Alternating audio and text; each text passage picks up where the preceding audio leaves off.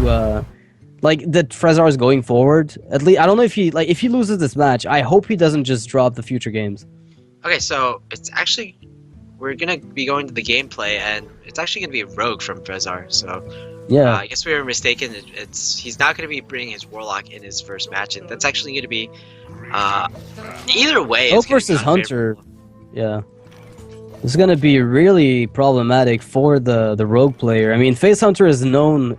It's notorious for punishing rogue players. Yep, and that's quite annoying, having a Haunted Creeper on the field. Probably not what you want to deal with. Yeah, I mean, oh wow, he does run quick shot. Kibler, you lied. Kibler lied. Kibler said quick shot was not something he'd include in his deck for Hunter, because no, actually, wait, he said he was dubious. There would be a way to cut something. Right.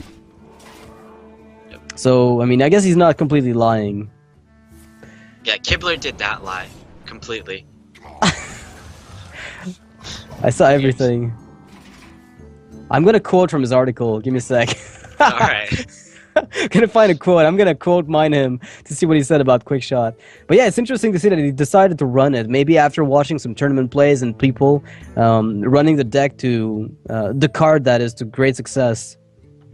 I think it's a good idea, perhaps, to adapt your initial thoughts based on past experiences. So one backstab was used in the previous turn, and actually Frezzar draws another one. Pretty much the best possible scenario for Frezzar, just drawing your backstabs early, killing those knife jugglers for free. It's very important, and he does get a pretty good hit there, though. But that Vow Teacher plus backstab play could be very impactful, especially if followed by something like, oh, wait, maybe not that, but could you actually just go for the Edwin? Backstab and then eviscerate face, coin Edwin? Yeah, I mean, Face Hunter, they don't actually have ways to deal with an Edmund Van Cleef besides... At best, Hunter's Mark, perhaps, well, right? They do run 2 owls sometimes, either 1 or 2 owls, so that's actually quite a risky play now. Yeah, never mind. Yeah, never mind. That's not a play I don't think I'm willing to gamble on if I'm in Kibler's shoes here. Kibler's shoes. Kibler. Did you know his name was Kibler when I mispronounce it? So, I mean, I don't think Edwin Van Cleef all-in makes a lot of sense when you know Owl is everywhere. Oh, well, Huffer Companion. Did you expect anything else, Noxious? I think they hard-coded it, right? Everybody's agreeing on that, unless I'm mistaken. It actually, like, because it's such like a caster in joke that it's always Huffer. Like, I actually see Huffer, to be honest, more in matches than all the other animal companions. Like, I have to say, it's like, in my experience, it feels like it's like 40% of the time it's Huffer. Huffer, yeah. 40%, more so than 33. Like, there's a bit of leeway I'm willing to give Blizzard, but I think they hard-coded because they want Hunter to be everywhere. That's the deal. That's what they're doing. Blizzard has an evil plan. Don't let them fool you. Yeah, so quite a lot of tokens can be spawned here, but this is actually one of those matchups where you don't want to spawn too many tokens. It's actually a drawback, yeah. Yeah, you'll be vulnerable to Unleash the Hounds, and you'll be vulnerable to like Explosive Trap anyways, so the Explosive Trap will deal with the tokens anyway. So like, usually you might actually just want to keep the drawing the tokens to a minimum. But the other thing is, like, if you play the coin here, you get a Van Cleef out. So he's with the coin, he gets 1 more token, and he gets 2/2 stats on the Van Cleef. So yeah, I do like that. Yeah, I think this is a really nice compromise. Well, that may be a nice compromise from Kibler's perspective as well. So do you just vomit your hand on this board here if you're Kibler? Like, do you go for like Arcane Golem, Worgen, Hero Power, then go for Unleash next turn with Quick Shot? So one cool trick that Firebat taught me is that you basically count the amount of damage on your hand and count the amount of HP your opponent has, and then figure based on that how many hero powers you have to fit in. So right now he has 7, 8, 9, 10, 11, 12, like 13 damage in his hand. So he'll have to fit in 2 hero powers to win with this. Turns. Yeah, exactly. It shouldn't be a problem, really. Yeah, that's the way you have to count again with Hunter, right? How quick is the clock running for my opponent, in effect? Exactly, and not only that, like, I counted Unleash the Hounds as 4 damage, but it might even be more if more spells are used. I mean, Frezzar is in a world of hurt here, to be honest. Sprint is no help at all. That's as dead a draw as it gets. So 3, 4, 5. Yeah, that is lethal.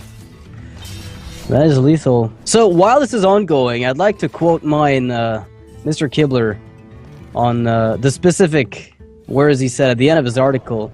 I can certainly imagine different builds of Face Hunter that play fewer situational cards, getting value out of Quick Shot more often, but as it stands, I'm unconvinced that it belongs in Face Hunter in its current incarnation at all, except perhaps as an answer to the ever-annoying Zombie Chow. So, yep, I saw a lot of Zombie Chows get removed by that Quick Shot here by Mr. Kibler. Actually, wait. There was none. Yeah, so he did change his mind though on the card. That's for sure. Which I have to commend him for. I think it's a great adaptation to make to Hunter. I think it's definitely fitting of the archetype, and it's nice that he recognized it very, very soon. A lot of players have been playing around with it, as you mentioned, so it's no surprise. Yeah, I mean, it's pretty much the standard these days to run Quick Shot in your Face Hunter decks, and why not? It's 3 extra damage to face. Like, I actually don't see it used very much for the draw effect. In fact, the last, 20 times I've seen Quick Shot in games when I've been casting these games, I believe only 2 of those times was the draw ever relevant. So 10% of the time, it's relevant. 90% of the time, it's just a Dark Bomb. But as we know from Mech Mage, I guess Frostbolt / Dark Bomb is still pretty good as the final burn.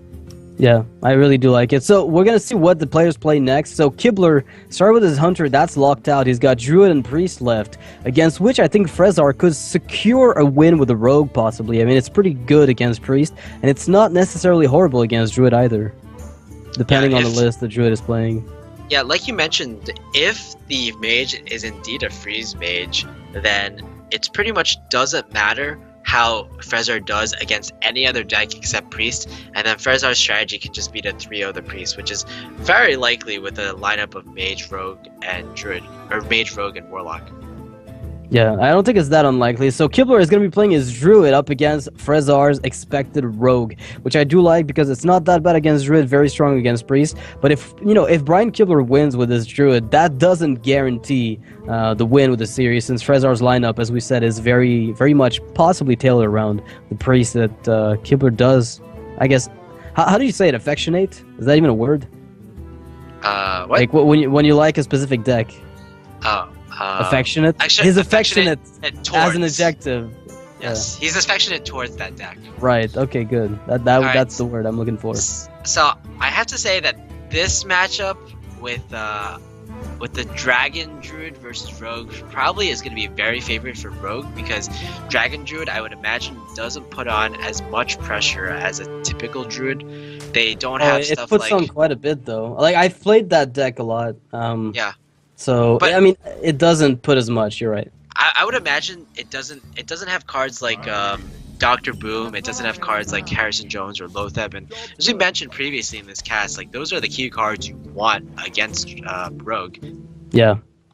You want the Swagner Rose and the Dr. Balance. Those are generally the most relevant cards against Rogue, because they end up sapping it, and then you just replay it, and then they still have to deal with it, and unless they're pressuring for lethal, that's generally not a problem for you.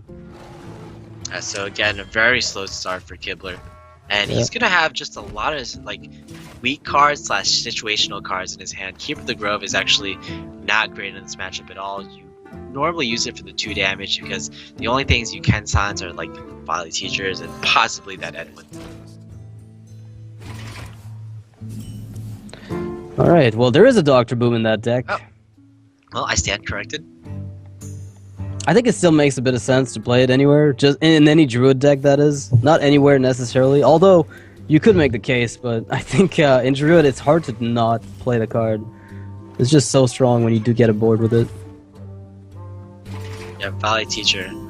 So yeah, there's pretty much no way for Kibler to deal with it, and again, leaving a Valley Teacher on the board as Druid when you don't have a swipe in your hand is always fairly risky.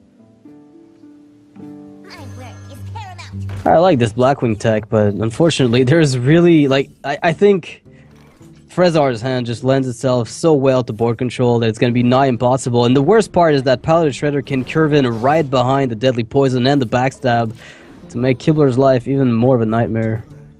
Yeah, just an ideal start for Frezzar at this point. How do you deal with this board at all? Like, you need to be able to swipe the Bad Teacher, you also need to swipe the Piloted Shredder, just like too many threats on the board, and this is what Rogue excels at so much, being able to develop the board and clear the board, clear your opponent's side of the board on the same turn. Yeah. I don't know how swipe would even solve the problem though. Wow, Frezzar's tempo is crazy. Okay, wait. Could Dr. Boom ever equalize this? I don't even know that it would, right? Yeah. I think like when you play the Dr. Boom, which will probably be turn 6, the problem is that the Rogue will just like he'll have so much on the board that it just like it's too much pressure. That being said, like if the most likely play here for Frezzar is that he's going to sap the Shrew to the Claw. And if you sap the Shrew to the Claw, that means Dr. Boom gets to stay on the field.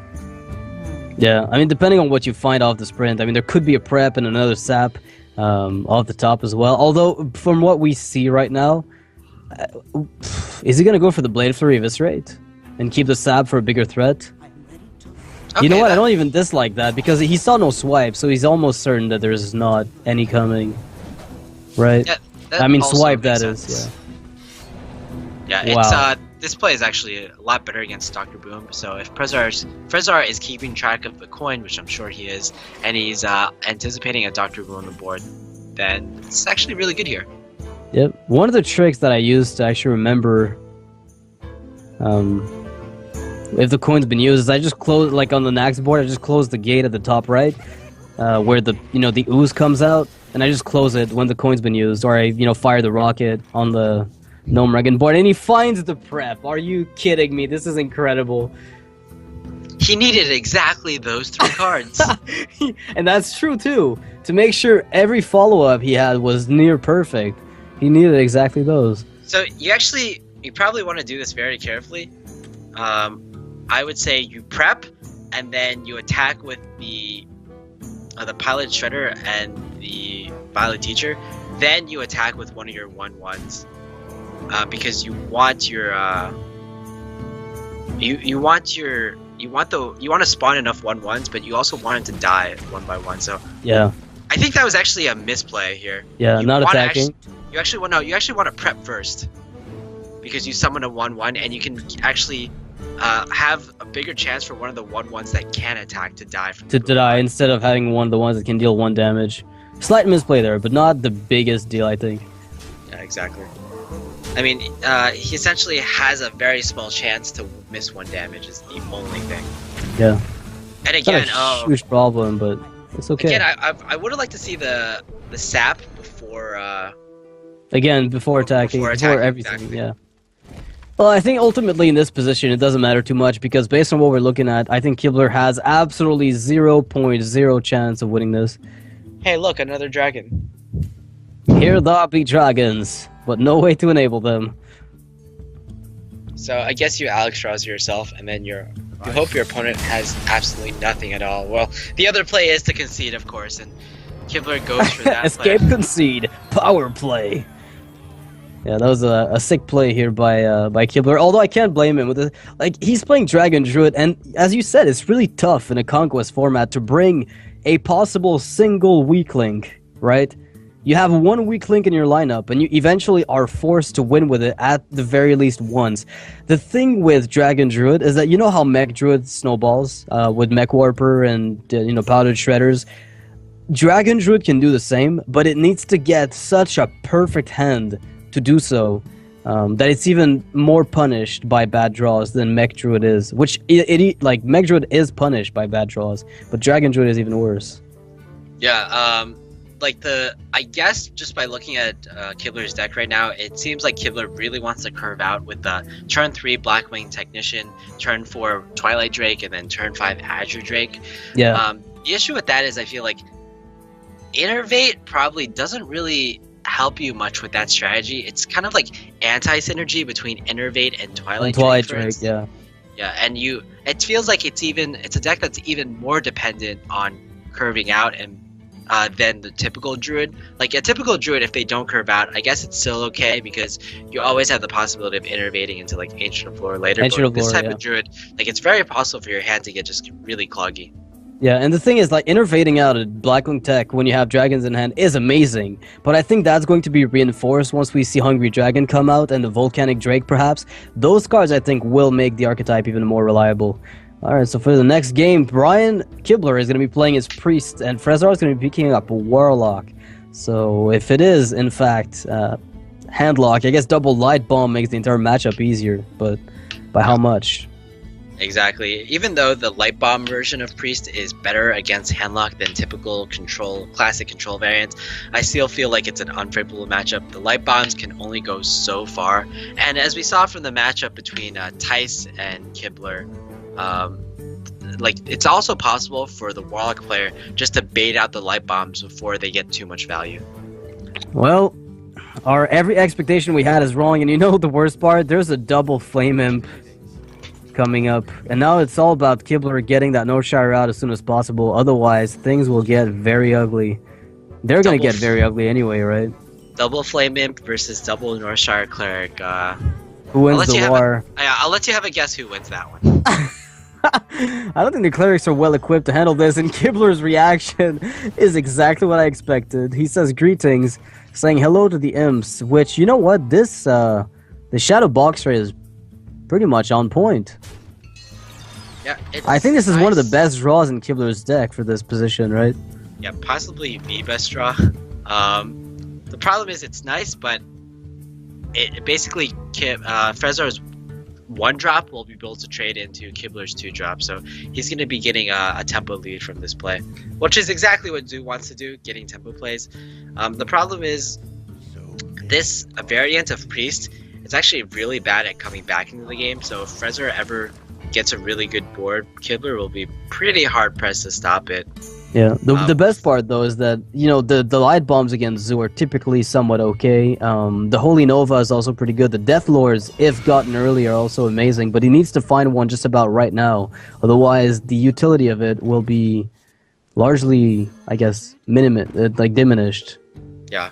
So it's actually, we saw like one reason why Giblin Stalker was better than Shadow Boxer in some cases, which is if the Giblin Stalker were played instead of the Shadow Boxer, then that Giblin Stalker would have survived to receive a Velen's Chosen buff, and this game could have turned out completely differently. Yeah, it could have survived. Could have survived. So my question is... Wait, is that a song? Haven't you heard the Red Shirt guy? The Red Shirt song, No. The guy at BlizzCon who humiliated the WoW devs. Well, not really humiliated, but, you know, asked them a really, really important, life-changing question. And it's been auto-tuned. Alright, whatever. Just next time you have time, get back to me on that. yeah, just like Red Shirt Guy on Google, you'll find that. Alright, so back to the game. So Kibler has a Paladin Shredder, which happens to be pretty much on curve. He's got Sludge Belchers in that deck, right? Please tell me he does. There's one Sludge Belcher and one Anti-Keelbot in this deck. Okay, he's gonna need everything he can get. Actually, this Velen's Chosen... Oh, wow. Whoa, that is good. That's Is that really not good? actually. I think that is really good. So, is Lightwell gonna save the day? Is this adventure mode?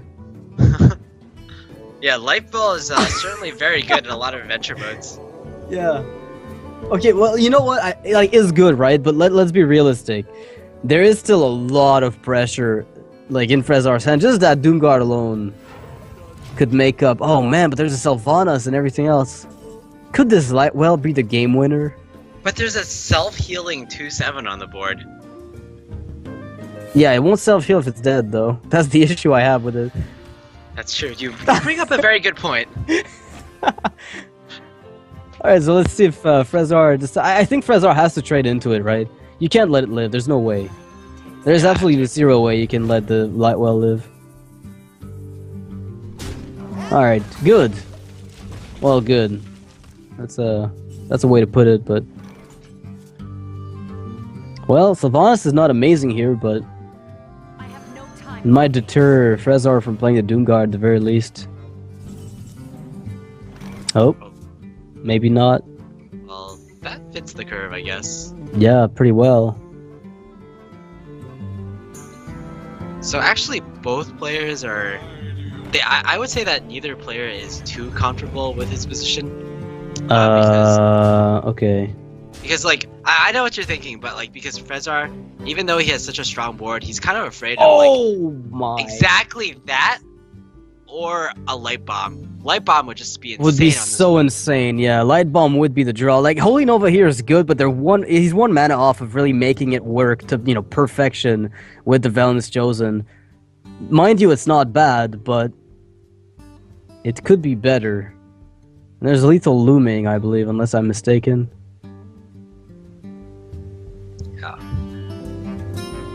Yeah, actually, this is very close to lethal at this point. I think a top deck is all he needs at this point. Like a Power Overwhelming, one of the two that he probably runs. Perhaps one of the two Abusives as well would be enough for Frezzar. The very quote-unquote obvious play is to break up the Haunted Creeper and then Holy Nova to kill off the Haunted Creeper tokens. But it makes even more damage, right? Yeah, no, the problem with that play... No, you kill the tokens, but the problem with that play is you leave a 1/1 taunted Voidwalker on the field, and if you leave that up, basically what that says is that Sylvanas won't be able to attack into anything like the Sea Giant on the next turn. But I think the biggest issue with that is that Nerubian Egg gets bopped with a Nova, and you're putting even more damage on the board than there was. Yeah, it's You true. remove two 1/1s and you put in a 4/4. You're creating a net damage gain for the opponent. Well, there is a total of... How did we... Oh, well, that's going to be game. We don't even have to count right now. Yeah, what is mathematics? You can, like... In Amaz's word, you can eyeball the board and figure out when there's lethal. Yeah, sometimes, like, when I know it's lethal, I'm just like, okay, I'm not going to count it. Let's just go for face. Yeah. See what lands and just... Usually works, right? Like, you get a general feeling. It's like children. Or even societies that haven't developed a legit numerical system. They actually have an understanding of what more and less mean without having to count. So that's kind of how it feels when you just smash face with minions. Like when you're playing Face Hunter, right? Like you just drag stuff to the face. You have a good feeling. You're in the vicinity of 17 damage per turn. That's pretty much how it feels. That's... there's no exaggeration there, right, Noxious? No, not at all. None. I wouldn't dare to exaggerate. Yep, All right. so- Well, that's going to be 2-0 for Frezzar, I believe. Brian Kibler is on a massive loss. Actually, wait, it's 2-1 for Frezzar. Yeah, 2-1 My for apologies. Frezzar. And it's going to be Frezzar next with the Mage deck. He's forced to play that deck, and Kibler he has a choice between his Dragon Druid deck or his Priest deck, and he's going to be choosing his Priest deck for possibly the match point, the final set of this series. Yeah, that would be... If Frezzar wins this game, he takes the entire series, and then Kibler ends up with 2 matches lost back-to-back on this day, and that would be a little unfortunate for him, I suspect, as a player, just as far as the psychological pressure that this puts. And he also ends up going 2-4, which, although that equalizes with Frezzar, as we mentioned, Frezzar's position is not exactly enviable. Yeah. Also, if Frezzar wins this game right now, he'll just actually pull up in front of Kibler in the standings, and Kibler will actually be last place in this league. All right, well, we're going to have to see how this Mage performs against the Priest, or how the Priest performs against the Mage. If this is Mech Mage, I suspect the Priest has a pretty good chance, right? I think it's probably closer to 50-50. And it really depends on your draws. This Cleric plus Velen combo is going to be really key, and we're going to see, like, pretty much it'll come down to whether Frezzar can deal with this initial threat of a 3/7 on the board that can heal and draw cards every single turn. Yeah, I think the Northshire Cleric, like, the biggest problem is, like, it needs to live. That is the biggest issue that Kibler is going to run into, is that 1/3 needs to stay alive. And against a Mage ping, plus all the 2-attack 2-drops, that is very, very difficult to pull off. Alright, well, Northshire Cleric is smashed on the board. Turn 1. I think Frezzar's response is going to be equally smashy. good way to describe it, I guess. Having two mad scientists in your hand is actually it really depends on the secrets you're running in your deck. If you're running two mirror entities and a counterspell, it's pretty good. But if you're running both mirror entities, usually the second mad scientist is kind of a dead card for about 2 or 3 turns until both the first mad scientist dies and the mirror entity from the first mad scientist gets procced. Yeah. I think well, this is actually a really good card for Kibler to find right now. To like the safety of knowing he's got a light bomb is going to allow him on turn 6 to do a lot better, I think. It's a really strong card, and actually Frezzar will not be killing the Northshire Cleric with the ping attack. I have to say I'm unconvinced if he doesn't. The risks are too high with the possibility of Velen's Chosen in my mind. Yeah, definitely true. Alright, he does kill it. Alright, so he dodged that bullet at the very least. Yeah. Light Bomb against Mech Mage is kind of a mixed bag for Priest, because a lot of the mechs or the minions in the mage's deck are 2/3s or 3/4s, like the Spider Tank, the Snow Chugger, the Mech Warper, and even the Neutron. Basically, it doesn't even do any damage to the Neutron. It just procs off the Divine Shield, right? All right. Yeah, I think you're right. The value of the light bomb, sorry, is much lower perhaps than I intended to be. It's just that against aggro, you want every possible board wipe or help to a board wipe, and for that reason, maybe Control Priest is best tailored to deal with it in a way because they've got the Alkanized Circle and as well the Pyromancer plays, which this deck sorely lacks at times. You mentioned Thais doesn't like the deck very much, and I think I can somewhat relate now that I see it in action a bit more. Yeah, it's oftentimes it feels inconsistent, and if you don't get like a really good opening start, you kind of feel really bad, and it's really difficult to come back. Wow, did that just happen? 2 hits to the face. So the 4/4 Shadow Boxer is gonna live for Kibler. That's as good as he could have asked. He can actually kill everything and then heal it up. Whoa. Yeah. Kibler will be able to assert dominance and assert board control here. Yeah, it's about sending a message. Yeah, oftentimes in these situations, it comes down to whether your opponent actually has a Frostbolt or a Fireball to deal with these minions. Or yeah, like, those Death Lords that get, Velen's Chosen. How much effort do you have to put into it? That's the biggest factor.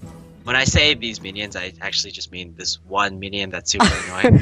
Yeah, exactly. The one guy who got 17,000 health off of Velen's Chosen just gets repeatedly healed. You said Light Bomb wasn't good, necessarily optimal against Freeze Mage, but when you have 2 of them, it's like back to back. Usually that's enough, right?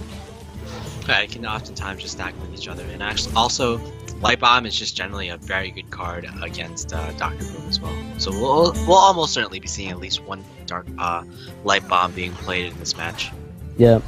Also, I would like to confirm there was no grill behind me, and there is no noise in the background. Fair enough.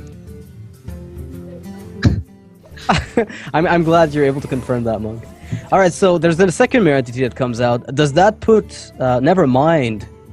I was gonna say, does that put Kibler in a weird spot? But the Zombie Chow is gonna save the day, perhaps. Yeah, Zombie Chow. Actually, he's got to be considering the Light Bomb first, right? He's probably asking himself. I'm not sure if this is a turn where you Light Bomb. Yeah, I don't think so. I disagree. You're right. You might be able to develop the board. The funny thing about this deck is, it's very minion focused, but the Light Bombs are really anti-minion focused. If you get my drift. No, I catch your drift, Monk. I caught it full on. I just kind of understand what you mean. It feels like the Light Bombs are counterproductive. The thing is that you still need those board wipes in Priest. If you don't find one, you'll never be able to compete with the tempo that the opponents can get. It's like you need a backup plan, even when you play big minions. Oh man. Well, here's at least the backup plan for Frezzar. Yeah, the problem is Light Bomb's gonna deal with that pretty nicely. I mean, that's as good a Light Bomb as you're gonna get. You know what I said? There was no 1-for-1 with to deal with Dr. Boom, but I think Light Bomb's the closest you're gonna get. You're still taking 8 damage on average from the Boombots, but I think it is like the best option. Oh, noxious. So tongue-in-cheek. No, never.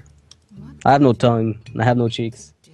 How are you casting this game then without a tongue? Pretty impressive, I would say. Microsoft Sam mode enabled. That's true. Yeah, when You have GBG the, came out, I got a snowplow installed because I identify as a snow chugger, and as a result, I also got mechanical voice.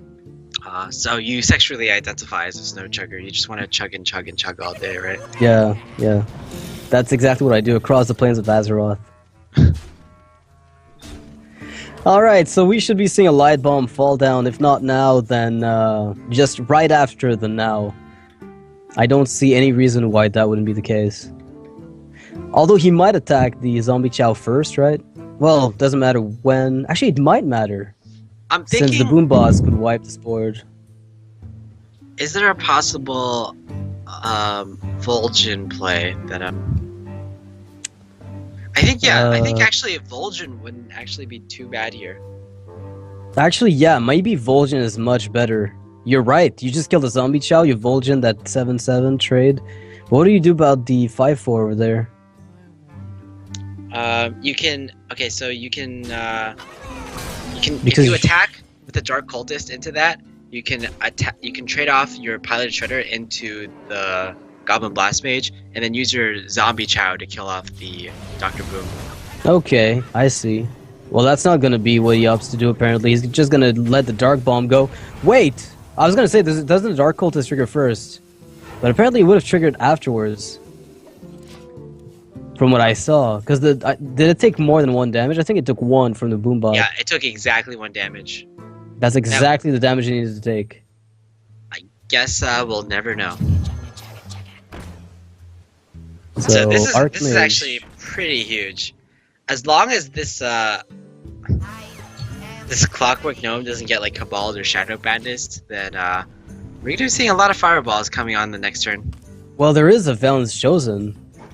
I think this is gonna be a pretty good Valen's Chosen Vol'jin play. I mean, you could do either way. Like you have options. I feel like there's like 20 lines of play that could be taken, but Kibler's position is much better than Frezzar's, I'd venture to say.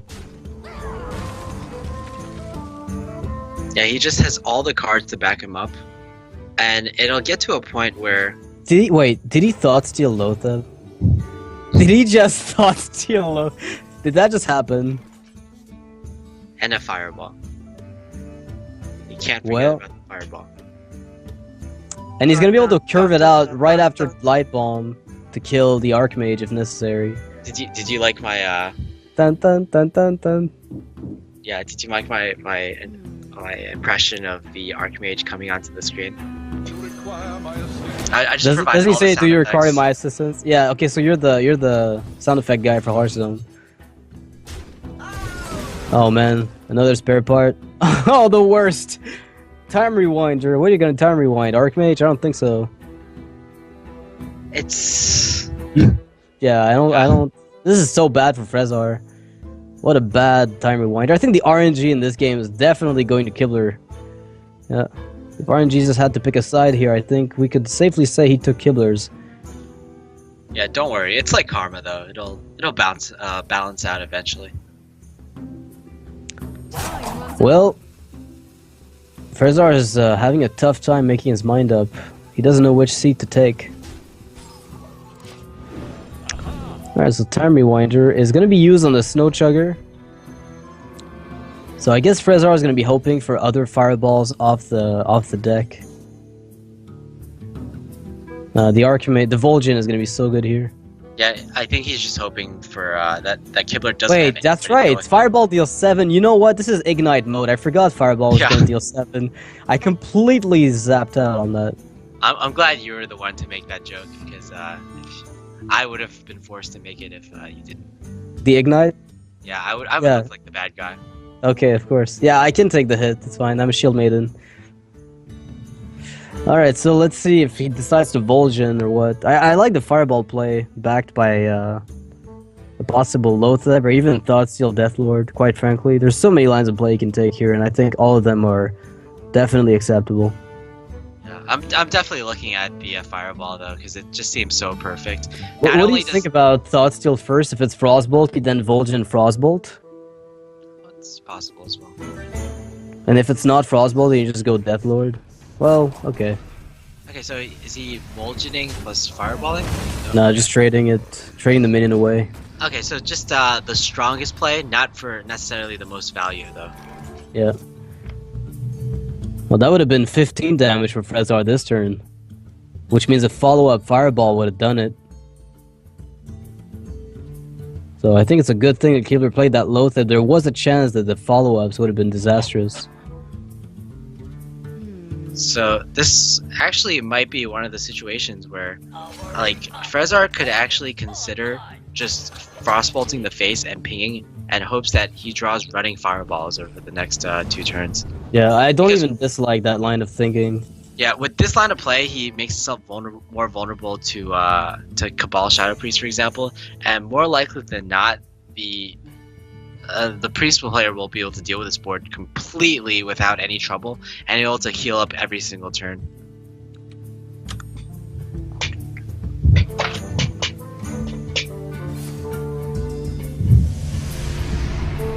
Thought stealing. Oh, second Fireball. So both the mage and that's pretty sweet, I guess. So actually, the priest player in this matchup has more fireballs from his deck than the mage player, because all these are fake fireballs. Yeah, they're from Archmage. They don't count. I think I can agree with you on that. Not real fireballs. They're not real boys. Unreal boys. So if Frezzar finds a fireball here, oh goodness, he can just go. Wait, he's dead though, isn't he? There's 24 on board, so he would die to double fireball. I don't even know. Okay, what is he hoping for at all? I think you just go full face here. You freeze one of the minions. He's still gonna die though. No way, this is not actually happening. Well, that's actually exactly lethal. Frezzar is like, hey. Oh my god. He's like, oh, I'm in a good position here, right? This Loatheb actually was the play that Kibler needed to make, not to die to this back-to-back, Frostbolt Fireball draw from Frezzar, and this well played is gonna bite.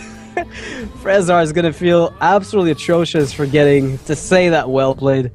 Those Fireballs, man, they're good. Yeah, I don't even know what to say to that. I mean, typically, a lot of people say Priest doesn't have a lot of burst damage, but I think we can completely throw that all out the window from looking at the previous game. Yeah, I mean, between Zombie Chow, Baron Rivendare, Akinai Circle, double Mind Blast, double Shadow Bomber, and the double Fireball, I think Priest is opening itself up to be one of the top aggro, deck contenders in the metagame very soon. Yeah, and after that game, it's actually going to be tied 2-2. So we're going to be going into the final game of this series pretty quickly. It's going to be Kibler's Dragon Druid against Frezzar's just standard Mech Mage, and you have to think that this favors Mech Mage so much. Yeah. It's not even going to be Zombie Chows probably in Kibler's deck, and he has all big creatures like the Blackwing Technician even as a 3-drop. It's going to be a 3/5 most of the time. Yeah, the only thing I do like about the Druid deck is the fact that if it does get the board somehow through Innervate, it's going to be really hard for the mage just to take it over if it gets a 3/5 Blackwing Tech, because that is a card that, you Innervate it out early. If it becomes a 3/5, you hero power down on Oyotrons, you can kill the 2/3 Mech Warpers, and you have more on the back end as time progresses. So it's just about getting that first or second turn tempo for the Druid player, but that's excessively difficult, as we know. Against Mech Mage, it's already bad, but an inconsistent Dragon deck makes it even tougher. Not only that, even innervating out like a Druid of the Flame could be also possible, and it's a card that is very good against aggro decks, and it's why it's in Kibler's deck, I guess, even though he already has a 3-drop in the form of Blackwing Technician. Yeah. So we'll have to see what he does. Maybe that Blackwing will be more useful than the Shade. I mean, his baseline is 2/4, so you can use it right away. Maybe that's more relevant than a 3/3 that gets pinged on the back end, but we'll have to see. So we're going to be going into the game shortly. That's the last game of the match. After that, though, we have Kolento versus Amaz. So, when this is done, don't go anywhere. Either way, it's not going to be over. Also, I'd like to remind you that starting tomorrow, Going through the weekend, we'll have the KFC, not the food type, the Kingwin for Charity event, which is going to be another tournament for, organized by Kingwin in the support of Child's Play Foundation. We've had a few of them last year. This is the Easter edition of the one for 2015. So we're going to have a fresh roster of 16 players, some lesser known names like Ekta and Olish, I guess, that some people might have not heard of. But otherwise, you'll see Forsen, Ecop, and, all the players that you're used to seeing. So in a nutshell, Kingwin's not done with, with this KPL on Thursday. We're going to be going on all through the weekend. So yeah, I guess with the new cards tomorrow, we should have quite a bit of fun. Yeah, so much Hearthstone content just provided to us by Kingwin, and if you like Kingwin and you want to support them, you can always visit Kingwin. You can type in the code KPL, and you'll actually save 8% on all your games. 8%? Oi, that's a lot. You know what? They should make sales in Hearthstone where you log in, the guy's like, "Hey, there's a 20% sale on card packs. Head there now." I wonder if they'd actually bother with that, or if they just announce it as you log on and never, while you're in the middle of a game, they just pop up nonstop. Every time you play a card packs on sale. I wonder if that's just slightly annoying, I would have to say. Yeah, wouldn't be surprised though. Oh, Innervate is found with that Druid of the Flame. Excellent.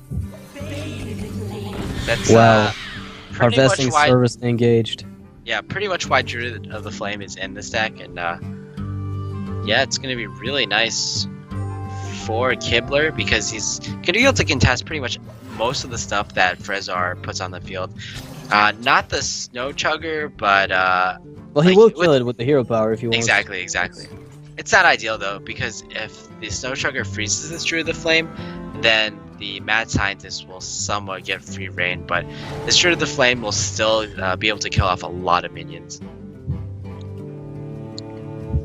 So Kibler is considering not killing the Snow Chugger, or is he thinking about his follow-ups? Because his follow-ups, admittedly, are very weak, right? He's got no 3-drop other than the Druid of the Flame he's already played, so he's going to have to find a Blackwing tech, a Wrath, perhaps. You've got my attention. Just going full face? Actually, that's not even a bad idea, because Frezzar does have to make the trade eventually. You know what? That's a great play. But what about Frostbolt? Yeah, Frostbolt would actually really punish you somewhat, I guess. Yeah, because then you throw back the initiative on turn 3 by hero powering down the Snow Chugger, and then Mage gets initiative on turn 4. Yeah, I don't know that I like this a whole ton. Well, it won't get punished this time. Yeah, and pretty much anything that Frezzar will play on the field, again, it will be contested by the 2/5. That's really interesting that the 2/5 is a bird and the 5/2 is a lion. A lion, yeah. The lion looks so much cooler, right? Well, usually, the birds, in typical video games, birds don't have a lot of HP, and the lions are the ones that do have more HP, right? If you just think of in terms of the real world, how much more HP would a lion have than a bird, right? Or am I thinking way too deep into this? I don't know. I look at King of Beasts, and I suspect you may be right. Yeah, Savannah Highmane, right? Yeah, I think you're right.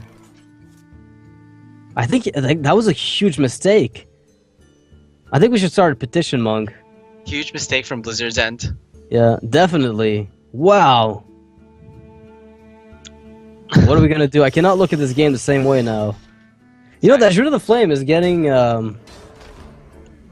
mean, it's not getting much done with the the Snow Chugger just freezing the Druid every single time.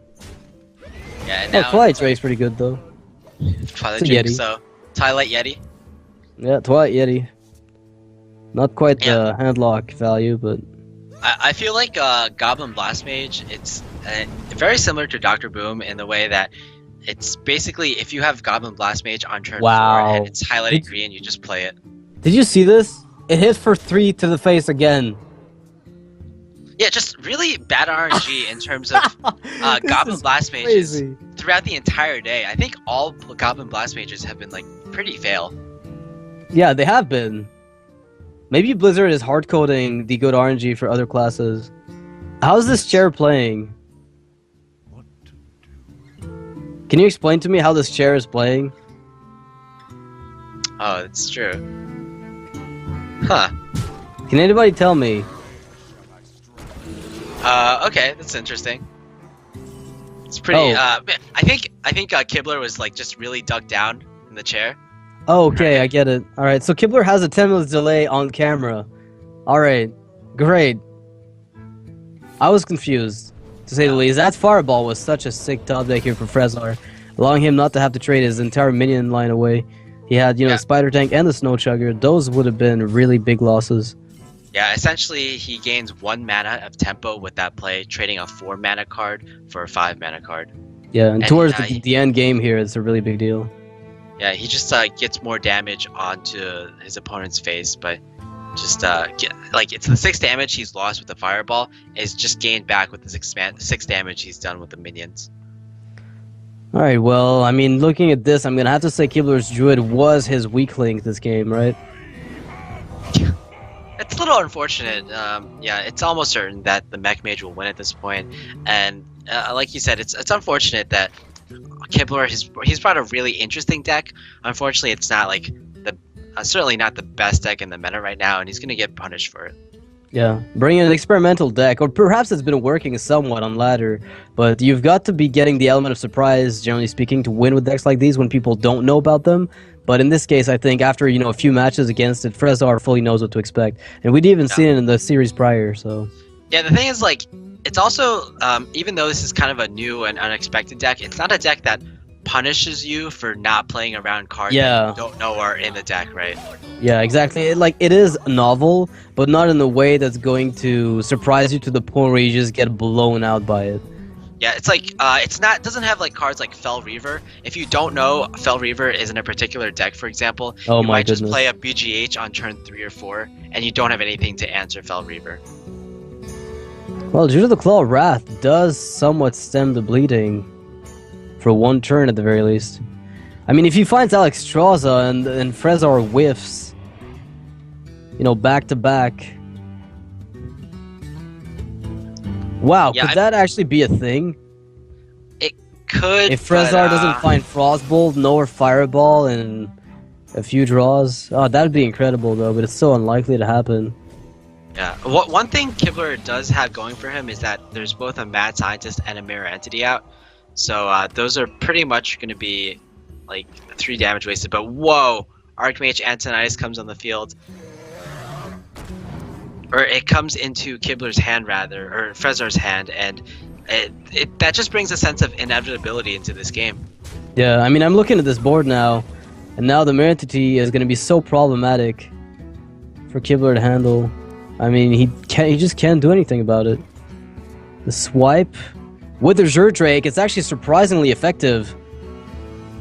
Can he play Keeper of the Grove? And he's going to be 1 mana off. He can play Keeper for 2 and the Drake for 4, but he can't do everything. Could he have the Savage Roar here? Is that a possibility? I think he has to Keeper and swipe here. And swipe here, yeah. That gets him out of Frostbolt range, the second Frostbolt. So you Keeper the Grove, Hero Power. I mean, you're giving your opponent a Keeper the Grove, right? So you Keeper the Grove, the 2/3, then you swipe the 4/4 Drake, then you kill your Keeper with the Druid of the Claw. Yeah, it's a very clean board. I like it. Yeah, I think that's actually going to be his only line of play. And honestly, if he top decks Alexstrasza next turn, this could be a turnaround. I was calling the loss, but I lied, Monk. I just keep doing that. You lied again? Second time today. Yeah, I just don't stop. So this is gonna be the draw of the game. Will Frezzar be able to top deck some damage? No, that's not it at all. It's the opposite of damage, unfortunately. Yeah, and the question is, Kibler, will he find Alexstrasza? Because that, again, is going to be the mandatory card for him to find, and that might not even be enough with the advent of the Mirror Entity coming up. I think he's going to have to get another swipe of that Drake.